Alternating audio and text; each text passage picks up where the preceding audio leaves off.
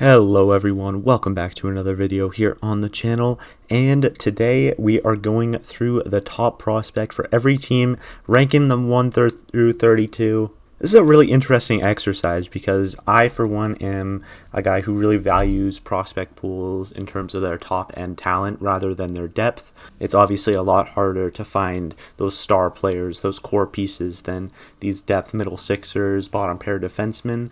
So I think this top prospect ranking is a really good indicator of, it can kind of tell you where teams are in their rebuild, where teams are in their path. Because yeah, like I said, core players don't grow on trees. So you might see some better prospect pools near the bottom of this list. That doesn't mean they're bad prospect pools. That just means their top guy isn't near where other teams' top guys are. Hopefully that kind of makes sense to you, but anyways, let's just get right into it. We're going to start from the bottom, moving up to the top, and with the number 32 spot, I have the Florida Panthers, whose top prospect is Grayson Sachin. Obviously, this team just won back-to-back cups. They don't really need all these top prospects right now. I think Sachin's a pretty solid prospect, to be honest. Definitely undersized, needs to put some weight on, but I think he could be a solid bottom six forward. Again, like a late second rounder, their top prospect. Nothing wrong with that, as they are such a good team. So Panthers come in at number 32.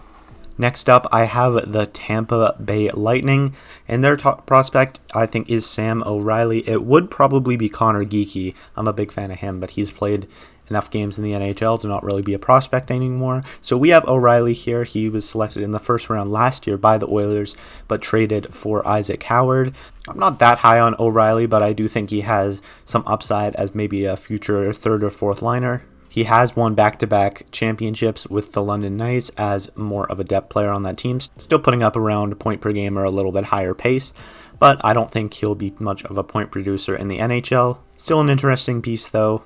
Next up, we have the Dallas Stars, and the Stars are in an interesting spot as they have a good group of young talent, but all of these guys have graduated from prospects to NHLers in the last few years. You think of Stankoven, who's no longer on the team, Maverick Bourque, he's just played a full season in the NHL, Leon Bichelle, I think, has played enough games as he played like pretty much the entire playoff run. You can't really have him as a prospect anymore.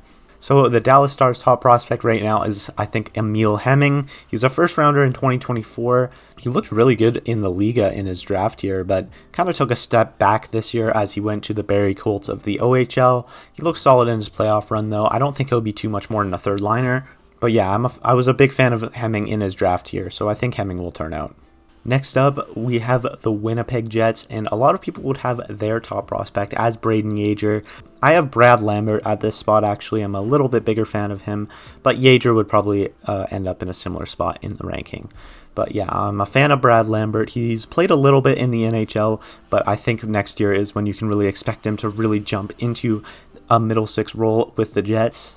Definitely took a step back in his second AHL season, but he just has so much talent that I think he will find his way in the NHL and hopefully be a middle to top six NHLer. The reason I have him over Yager is just because he showed so much promise at a young age, and he's continued to show flashes of that from time to time, so I think he will eventually figure it out because he is just such a talented player. Next up, we have the Vegas Golden Knights with their top prospect being Trevor Connolly. Now, the Golden Knights have traded a lot of their top talent in the past few years. Connolly is pretty much their only really high-tier prospect, and he had a really good draft year in the USHL, fell a bit in his draft stock due to off-ice stuff. But yeah, his first year at Providence College definitely left something to be desired. It's good to see him transition to the pro level, so hopefully a full year in the AHL will get him back on track. But yeah, that year at Providence definitely dropped his stock a little bit for me. Next up, we have Avalanche defenseman Mikhail Gulyayev. He was drafted as pretty much a pure offensive defenseman, but I've really liked how he's rounded out his game in the KHL the past few years. Playing that many games in the KHL at under 20 years old is very impressive, so I think he will continue to round out his game and show a bit more of his offense at the KHL level. And in a few years when his contract is up, I think he will be ready to step into Colorado's top four and be a really solid defenseman for them. Alright, so we've gotten those ones out of the way, and now here with the Senators, I think is where we actually get into the interesting prospects, the prospects that show a lot of intrigue, and this is where you're going to see a lot more controversial opinions. And yeah, we have Carter Yakimchuk here, 7th overall pick from the Senators. He looked good in his draft here. He really looked like kind of a unicorn. He's scoring goals, he hits, he fights. He really took a step back in his second year here, especially with the Hitmen being a much better team.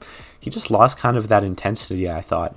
I still think he's probably going to turn out into an NHL defenseman just because he does have all the tools.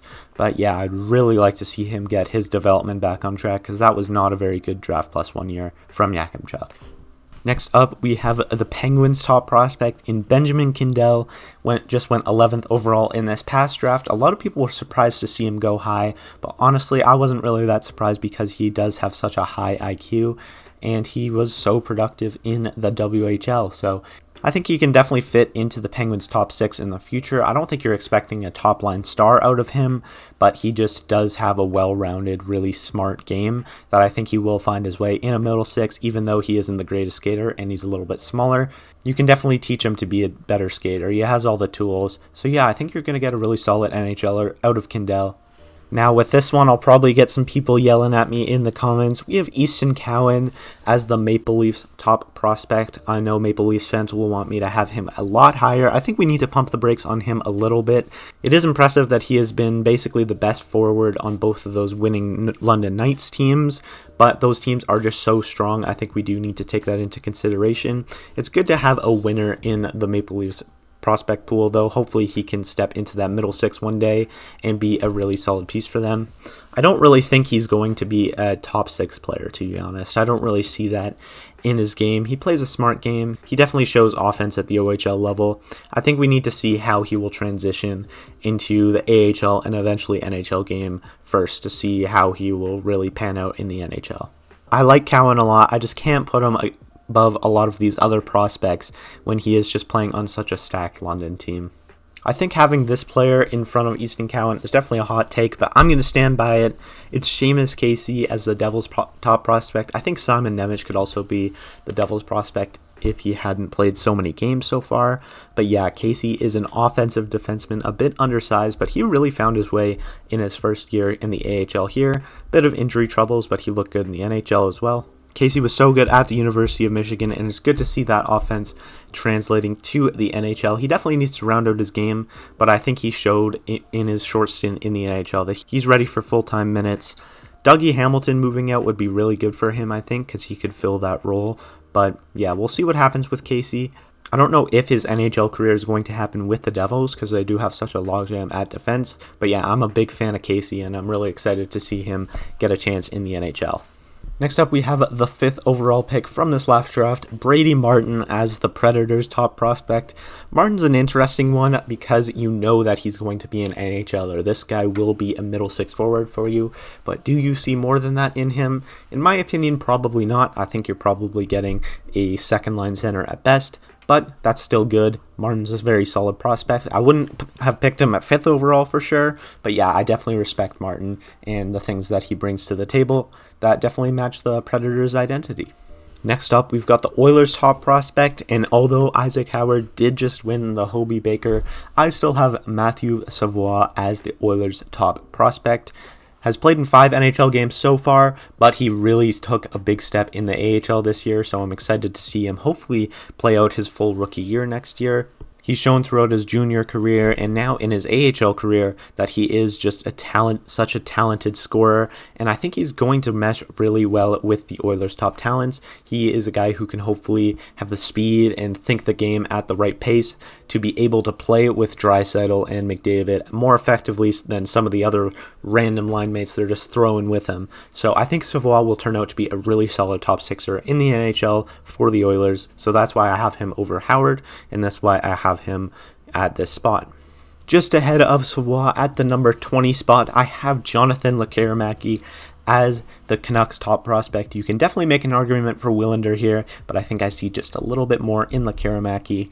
Although he didn't blow anyone away in the AHL this year, he was just so solid in his SHL minutes, and it looked like he definitely will play full-time in the NHL given on his results this year in the NHL in his 24 games. He's a very talented scorer, and I think one day he will be able to score 30 goals in the NHL pretty consistently, and the Canucks are just so desperate for top 6 talent right now that I think he should be able to slot into their middle and top 6 fairly soon, and yeah, I'm a big fan of Lekkerimäki. Next up, we've got the Kings top prospect in Liam Greentree. He's been such a productive player for the Spitfires, coming out to 119 points this year and over a goal per game in the playoffs. He was playing on a very good team in Windsor, with a lot of other top talents like Jack Nesbitt, Ilya Protas, but I think he was the main driving force. And yeah, it's really good to see his progression. Last year, good production in his draft year, but fell due to his skating. He's improved that for sure. Still has room to go, but I think this is a guy who will be a very well-rounded NHLer, and obviously has shown that he can put up big points, and I think it'll be exciting to see how that transitions to the NHL level. Another 2024 draft pick ahead of him in Buffalo Sabres prospect Konsta Helenius, and at only 19 years old, he had a very productive AHL season, going over half a point per game, looking defensively responsible. Yeah, I saw a lot of people hating on Helenius' numbers this year, and it's very confusing because he did most of this as an 18-year-old. So yeah, really good to see from Helenius to see his development. I think he should have went higher on draft day in 2024, and I'm glad to see him hopefully rising the ranks to eventually become a top 6 center in the NHL. Next up, we have the Rangers top prospect in Gabe Perreault. He spent 2 seasons at Boston College so far. First season was very productive. He took a step back in his second season, but I think that can be attributed to the slightly worse team. Getting a shot in the NHL this year, he didn't get much of a chance really, but with Mike Sullivan as the new coach, hopefully he can get a full year in the NHL this year, or if not, expand his game in the AHL. That's okay too. But in Perreault, I think you're looking at a very talented scorer who, given the right line mates in New York, should be able to put up 60 points or more. So yeah, I'm very excited for Perreault's future in the NHL, and I'm excited to see what he can do, and I very much wish the Flames drafted him. Taking Sam Honzek isn't looking too good, I'm not going to lie. But anyways, on to the next one, as we have Dalibor Dvorsky as the Blues top prospect. I'm really excited for his rookie season this year, as I have been a fan of him since his draft year. He had a really solid first year in the AHL this year as well. It was good to see him step into the AHL and immediately take a top 6 center role. And, by the end of the year, he was playing those minutes as Springfield's top center. He's a guy who a lot of people in his draft year were kind of wondering if he had the offensive upside. I think we know now that he is going to be a very well-rounded player who can hopefully score enough to be a top 6 center, maybe even a top line center, honestly. I see that upside in Dvorsky, but if not, you're getting a very solid second line center. I'm a big fan of Dvorsky, and I'm excited to see his rookie season. Another player that I very much wish the Flames took over Honzek in 2023 is Axel Sandin Pellikka, the Red Wings top prospect. Took a big step in the SHL this year, was one of the top defensemen there, and especially at the World Juniors, just dominated. This is a guy who will definitely quarterback the top Red Wings power play. I don't know if he's going to be a guy who takes the other team's top matchups, but you're getting a very solid defenseman here. And he's not like a pure offensive defenseman or anything. I think he has taken steps to round out his game quite well. That future decor in Detroit is looking very scary, and I think Sandin Pellikka is a really good third defenseman to round out that top 3. You have the guys like Edvinsson and Seider who are going to take the big minutes, and then you have Sandin Pellikka who should be able to kind of lurk in the weeds, pick up the extra points that Seider and Edvinsson are giving up by playing against the top matchups. So yeah, I'm a big fan of Sandin Pellikka. I think he'll be a very solid NHLer. Next up, we have Alexander Nikishin as the Hurricanes top prospect. Was such a dominant defenseman in the KHL for 4 years there. I believe he was the highest scoring Russian defender twice over there. But yeah, now at 23 years old, finally taking the step over to the NHL. He did look outmatched in his first playoffs, the 4 games in the conference final he played. But to be fair, he's playing against the Florida Panthers, the best team in the NHL. And he is used to playing on European ice. I think with a full season on North American ice around the team in Carolina, I think you are looking at a definite top 4 defenseman even next year, and hopefully a future number 1 defenseman for the Hurricanes. Next up, we've got a player I wish I could put higher in Caden Lindstrom as the Columbus Blue Jackets top prospect. I was such a big fan of Lindstrom in his draft year. Such a talented player in such a big frame, and I think he has all the tools to be a future star in the NHL, honestly. But he's played only 40 games in the WHL in the past 2 years. You have to take that into account. I'm really such a big fan of him as a prospect. If he wasn't injured, I think he would be in the top 10, maybe even the top 5 for me. But yeah, it's really unfortunate that I have to put Lindstrom this low, but yeah, you have to take the injuries into consideration. At the 12th spot, we have another 4th overall pick in the Mammoths top prospect. Caleb Desnoyers had a very productive season in the QMJHL this year, and we all know from the scouting report he's going to be a well-rounded center who will perfectly complement that Utah top 6. I do think he definitely isn't a perfect player yet. He definitely could round out his game in terms of pace and decision making, but you're getting a guy with all the tools to be a very solid NHLer, and he seems like he has the attitude to really drive himself to improve and become a very good professional player. So yeah, I'm a fan of Desnoyers, and I think the Mammoth was a really good fit for him. He'll be one of the biggest players in their top 6, one of the most defensively responsible. So yeah, I think Desnoyers will turn out to be a very solid NHLer. Berkeley Catton is up next as the WHL superstar along Andrew Cristall. Just ripped up the WHL with Spokane the past few years. Such a solid point producer down there, and he really had just a historic postseason run this year. His World Junior performance was not very good, to be honest with you. He didn't really stand out to me as I thought he would, but I still think you're getting a player with just unlimited potential here, and it's good to get a player so talented in the Kraken system. And even though there's so many good young forwards on the Kraken, I think this is the guy who has the potential to be their best player, best offensive player for sure. It'd be really nice to see him go to the AHL next year because he really doesn't have anything to prove at the WHL level. I don't think he's quite ready for the NHL, even though he has been producing so well. He still needs to round out his game, but this is just, like I said, a player with unlimited offensive potential, and it wouldn't surprise me if this guy is a well over point per game player in the NHL. Moving into the top 10, at number 10, I have Beckett Seneke as the Ducks top prospect. You could definitely make an argument for Roger McQueen, but I'm a bit of a bigger fan of Seneke. And we saw with Oshawa this year, just his talents on full display as this menacing, terrifying talent on the ice. 6'4", but with the grace of a 5'10" superstar. I would have loved to see him at the World Juniors because he did just dominate the OHL when he was on this year. Would like to see a little bit more consistency from him, but I think at the very least you're getting a very solid top 6 player, and I do think this guy really has the talent, the tools to be a real star in the NHL. At the number 9 spot, I have James Higgins as the Bruins top prospect. And I think we just have so much fatigue from hearing this guy's name so much. That's why people are lower on him. But James Higgins, don't get it wrong, he is still an incredible prospect. Point per game in Boston College as an 18-year-old is incredible stuff. And we've seen how much he scored at every single level he's played at so far. I have no doubt that he's going to go back to Boston College and just rip it up. He's probably my Hobey Baker favorites early. And at Boston College now, you don't have Leonard anymore. You don't have Perreault anymore. Higgins is going to be probably the superstar there. So he's really going to have a chance to flourish in that role, I think. Now that he's given back the reins as the top player on his team, he's really going to be able to thrive and make the teams ahead of him regret passing on James Higgins.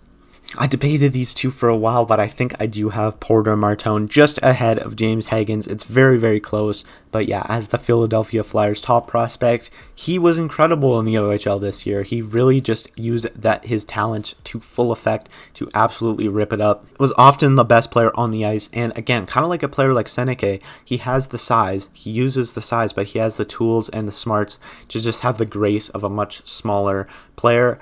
You're looking at a guy here who definitely needs room to round out his game. The skating could be a lot better. The decision making at times is a little bit iffy, but obviously if this guy hits his ceiling, he's going to be a 90-point star in the NHL. So I think the Flyers got a really good one here in Martone.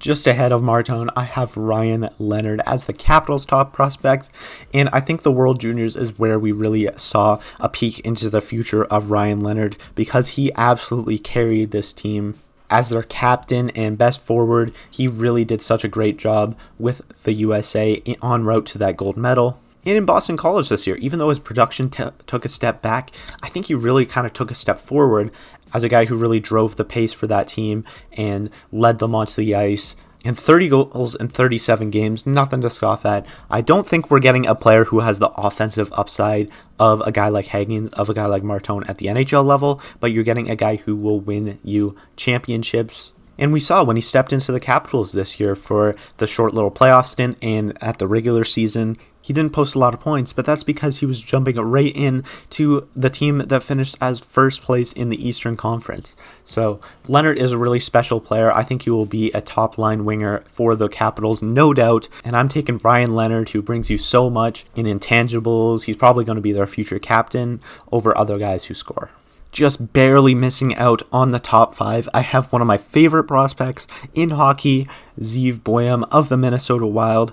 Again, showed with the University of Denver this year. He is just such a special number 1 defenseman talent. He's got the offense. He's got probably the highest hockey IQ in his draft class from a defender. He definitely looked outmatched in his first few pro games with the Wild, but next year in his rookie season, I'm expecting him to hopefully, by the end of the year, kind of play a top 4 role for them, and he is such a smart player that I think he will be able to adapt. This isn't a guy who I think will put up as many points as a guy like Parekh, but I think hopefully when he rounds out his game, he's going to be a very solid top pair defenseman for the Wild. At the number 5 spot, we have the Blackhawks top prospect in Anton Frundell. Lev Shinov could definitely be here too. I have Frundell a little bit over him, and I think Frundell is such a special talent. I saw a lot of people saying he shouldn't have gone 3rd overall. I think the Blackhawks made the right choice, to be honest. This is a guy who just brings you so much on all 3 zones.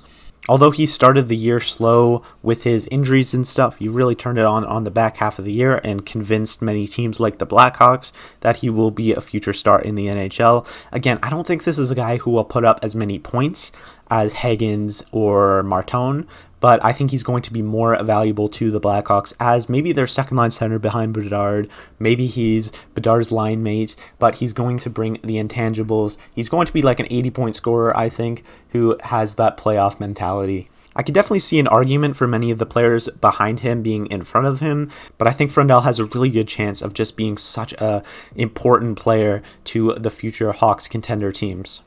At the number 4 spot, I have my team's top prospect, Zane Parekh, just ripped up the OHL with Saginaw the past few years, and even got into his NHL debut, scored a goal as well. Awesome stuff. I'm expecting him to be very much in contention for the Calder Trophy as well. There's so many great offensive defenseman prospects out right now, but I don't think anyone shows the absolute electricity, the absolute fire that Zane Parekh brings to the table. And I think this is a guy who has the upside of a guy like Quinn Hughes and Cale Makar as just those elite defensive point producers. He definitely needs to round out his game a lot more, but I think we saw a big step in his second year in the OHL, as well as an increase in production, a historic productive season. So yeah, I'm just so excited for Zane Parekh, and yeah, I think he's very deserving of this number 4 spot. And now moving on to the top 3. I think you can probably guess who these players are, and I think these guys are almost interchangeable. But at number 3, third in the race, I have Michael Misa, the second overall pick from this year, and this guy is just so talented. I've said it before, and I'll say it again in this video. He is a well-rounded player, but not in the traditional sense of being like a two-way center. This guy just does everything at an elite level. And he's going to be such a good piece of that future Sharks core, especially since they already have their franchise player in Macklin Celebrini. This guy would be the number 1 piece to build around on many other rebuilds. But given that he won't have to take the first line center matchups with Celebrini taking them, this guy is just going to be able to pile up points at the NHL level. And you'd be hard-pressed to find a prospect who is more smart in the offensive zone and who can create chances out of what seems like nothing. So that's why I have Michael Misa at 3. At the number 2 spot, I have Matthew Schaefer as the New York Islanders' best prospect. And you've guys seen all the draft content that has come out in the past few months. We already know who Matthew Schaefer is, just a well-rounded, transitional, electric defenseman, such a good skating talent, and just does everything at such a high level. And basically the only concerns with him are injuries, which aren't really a concern at all. He did have a small sample size this season, but he proved so much in those games. And the injuries that he was sick at the beginning of the year. I believe he broke his collarbone. These are injuries that are not going to hinder him long term. So yeah, I think you're looking at a future top 7 defenseman in the NHL and a guy who's going to be the best player on these Islanders teams that they're trying to build around. So yeah, that's why I have Matthew Schaefer at 2. And I think you guys could have seen this coming. At the number 1 spot, I have Ivan Demidov as the best prospect in the NHL and the best prospect on the Montreal Canadiens, obviously. He showed in his first NHL game what his ceiling is, just such an electric talent. And with his full year in the KHL, as the rookie of the year in the KHL, playing like 12 minutes a night or something crazy like that, not being given anywhere close to the opportunities he deserved, he was still able to put up an incredible amount of points in the KHL, and this is a guy who in his prime will be able to contend for scoring titles for like 8 years straight and be the best player on this Montreal Canadiens team that looks so promising. I'm super excited for his rookie year. I think you're looking at probably the odds favorite for the Calder Trophy and probably a lot more trophies to add to that after his rookie year. So yeah, that's why I have Ivan Demidov at 1. And let me know what you think about this list. I'm sure you have lots to disagree with. So please let me know in the comments who should be higher, who should be lower, and who do you think your favorite team's best prospect is. Let me know all of that down in the comments. Like if you enjoyed, subscribe to see more, and I'll see you all in the next one.